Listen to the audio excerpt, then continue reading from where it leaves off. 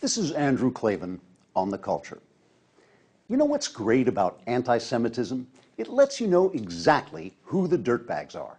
It's almost like a magical dirtbag detector that goes honk whenever a dirtbag's in the vicinity. Really, you can try it at home. Just read quotations like these out loud. You say I hate Jews? I don't hate the Jewish people, but there are some things I don't like. I don't like the way you leech on us. See, a leech is somebody that sucks your blood. Whoa, amazing, isn't it?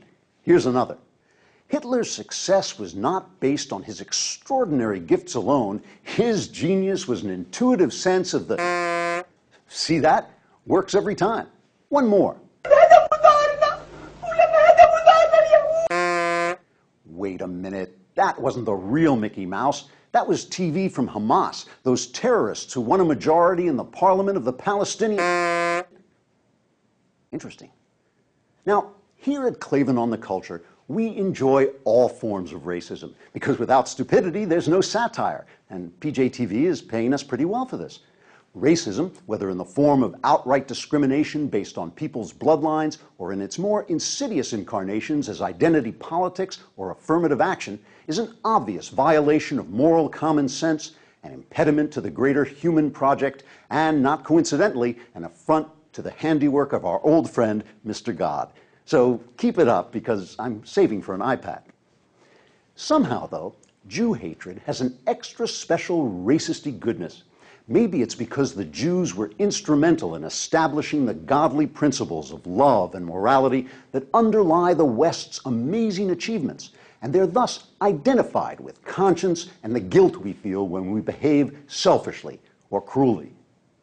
And it does make them kind of a pain in the neck, doesn't it? Sorry. In fact, you could almost say the Jews seem to have been chosen by God as a sort of entryway for his presence in the world.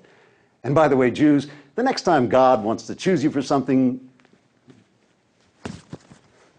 Anyway, this would explain why the glories of European culture, the understanding of natural law and liberty, the works of Bach and Mozart, Shakespeare and Michelangelo, have always been haunted by anti-Semitism as by an evil twin or Jungian shadow, or that bizarro Superman, I love him, always saying the opposite of the truth, and never mind.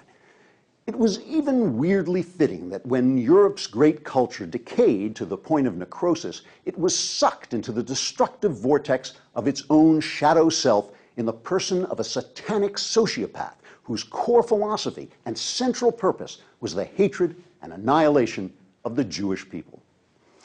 In the aftermath of that Holocaust, many in the West said, never again would we stand by and watch such an atrocity occur. And now that the Jews are once more in danger of destruction, we're not standing by, we're actually pitching in to help. Western leaders and intellectuals, especially leftists, have developed a potentially fatal animosity toward the state of Israel, based on a kind of historical distortion and moral insanity Bizarro himself could not have imagined.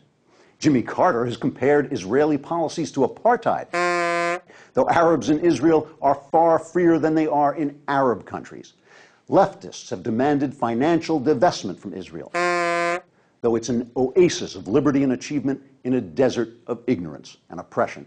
And of course, our president has behaved shamefully toward the leaders of our civilized and democratic ally while appeasing their often savage and inexcusable enemies.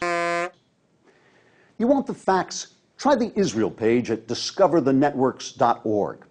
If the facts can't sway you because you've embraced Christendom's age-old shadow self, well, all I can say is... Actually, that wasn't the anti-Semite honk. That was the dirty word honk. You get the idea. This is Andrew Klavan on The Culture.